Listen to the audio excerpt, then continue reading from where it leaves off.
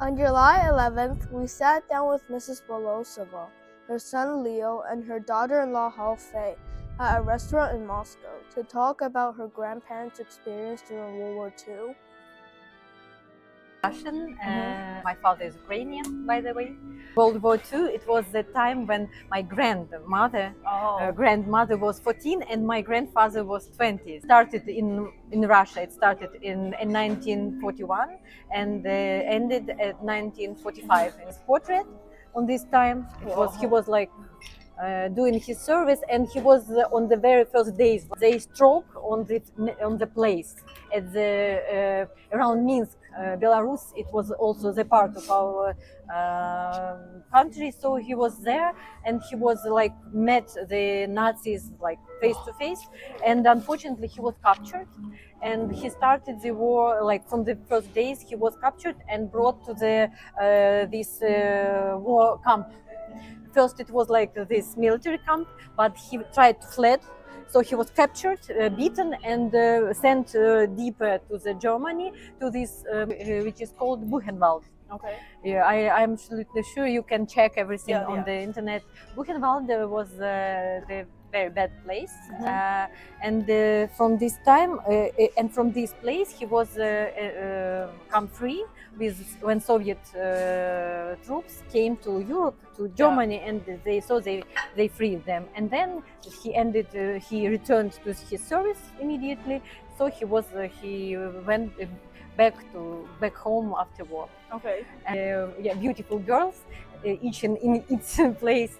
And then had the family. He told us the stories about his time in war, and there were different stories, not only about awful things in the concentration camp, but also about the people he met there, about other captives, about relations between, like, during this retention time, about different types of people, even about Nazis, because some I do remember very good the good words of my granddad about medicine woman who like cured him, and so she was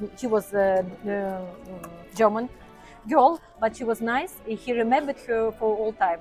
So, like, if you ask was like impressions, of course it was a difficult time, but they preferred to remember the good things. And if because I do remember the question, what did they bring to us, like to the family, to the children and grandchildren, as a like idea that the preciousness of the life and the preciousness of good like people. You can meet good people everywhere, on the frontier, in the concentration camp. It can be even your enemy, but if it is your enemy is like if he is noble, he's a nice person. It's a human. Yeah. So something like this. So, both of your like granddads, they when they participated, was it voluntary or like mandatory? It was, it was mandatory, but it was not at all the question of choice. Remember, the very strong and horrific troops, big troops of enemies invaded our country. It was not the question of choice. You just like only you protect your country or you die. Oh. And the only, not only about people, but for example, the not very good remembrance was about the German hounds. We searched them with dogs, so the only trauma I witnessed that he didn't our grand dogs. No. And even when we had in our family the dog, the collie, border collie, it's like nice long nose and very nice character, but it is big.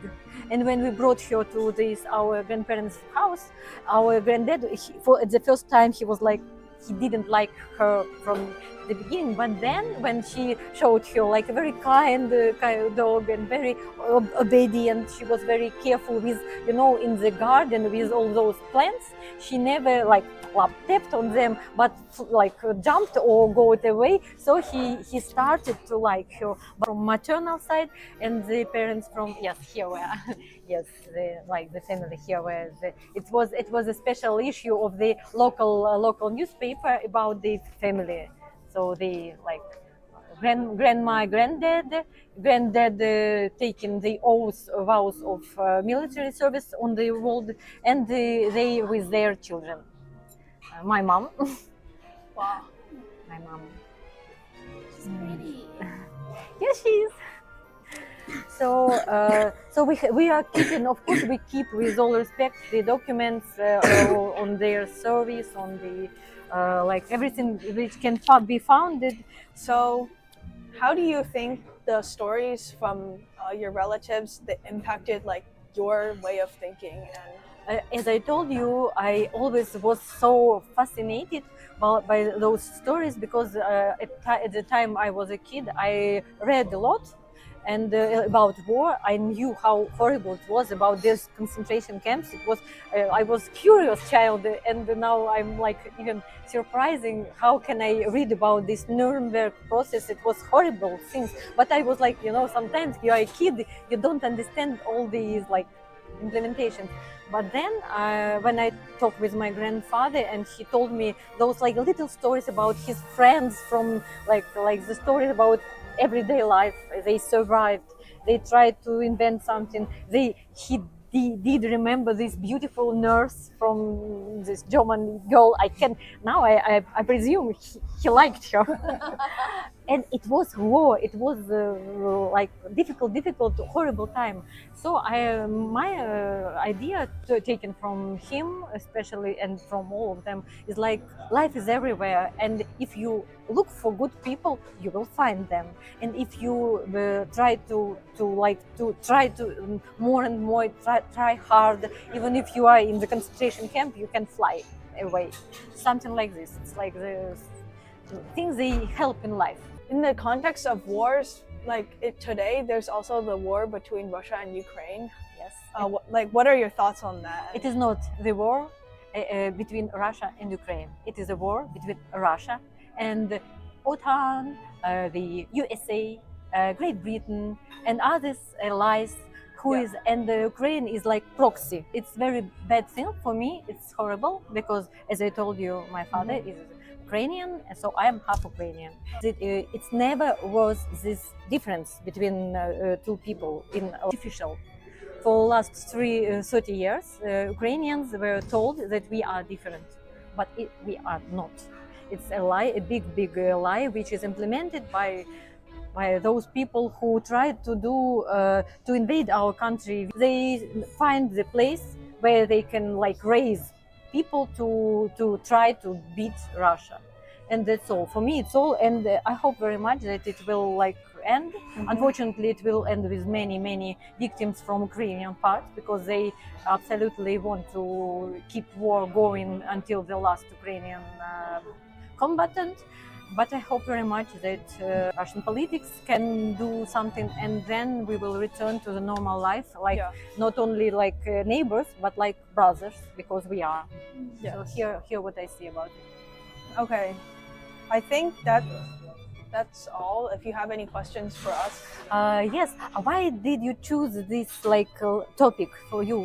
Why it is so important for you? So interesting. Like World War II. This topic of World War II. Yes. Well, like, so in our school, we're always like educated on the impacts of war, and then so we understand how like devastating it can be, and then so by creating YouTube videos, it's also a way to educate other people and like raise awareness about this kind of stuff.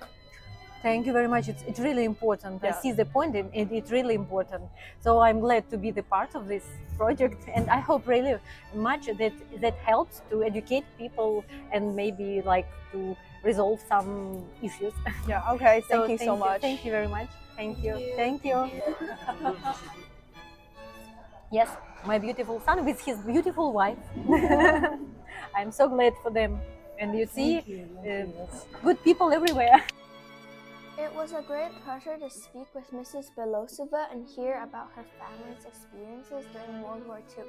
Through her stories, we gained a deeper appreciation for the preciousness of life and the goodness we can see in people, even during dark times.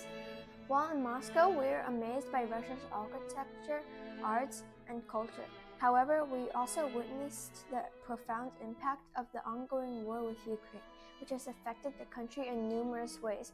For example, we were unable to use any of our credit cards, and all foreign brands have pulled out from Russia.